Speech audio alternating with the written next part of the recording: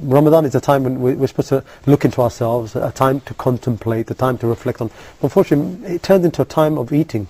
It's something that's really associated with food because you're abstaining from food, to the point where, to many people, they actually gain weight in Ramadan.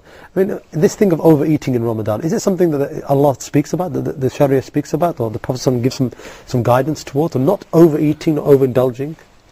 Allah Azza wa Jal tells us in a verse of the Quran, eat and drink, but do not exceed. Because exceeding is part of the way of Satan. Mm-hmm. So, eat and drink as you wish, but know your limits. The Prophet ﷺ said in an authentic hadith, it is sufficient for a person to eat 3 or 4 bites. That would make his back straight. He's not hungry, so he walks straight and tall.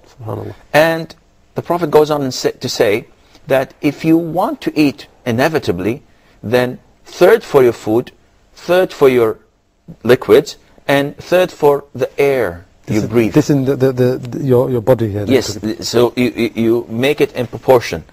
Thirds. Into 3/3. Unfortunately, nowadays people say, well, I'm going to save the last 2/3 of liquids and air. I'm just going to fill it up all with food.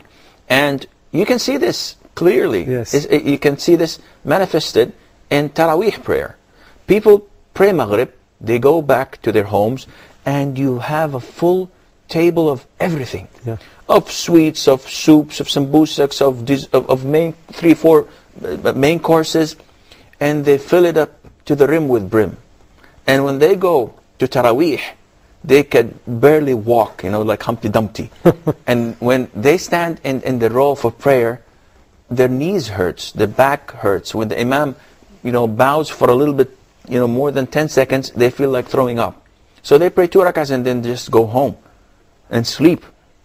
And when Fajr comes, it's the same thing, because they just had the meal of suhoor. Oh, yeah. And Asr and Dhuhr, they're sleeping because they spent the whole night, they were awake the whole night. So all of this is un-Islamic.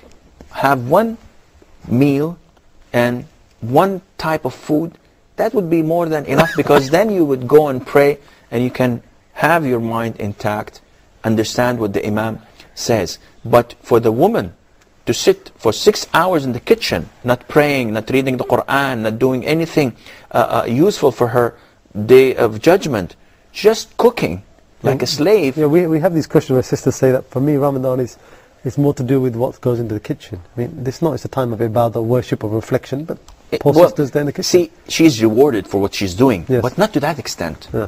Yani for a woman to sit 6 hours in the kitchen cooking, and then at the end of it, you get complaints from the husband. The salt was too little. It's overcooked. It's not. My mother makes it better. Now this is unacceptable. Focus on what's enough to feed the hungry mouths, and that is it. Something decent, pleasant, but one course, not 6 or 7 of them. Barakallah.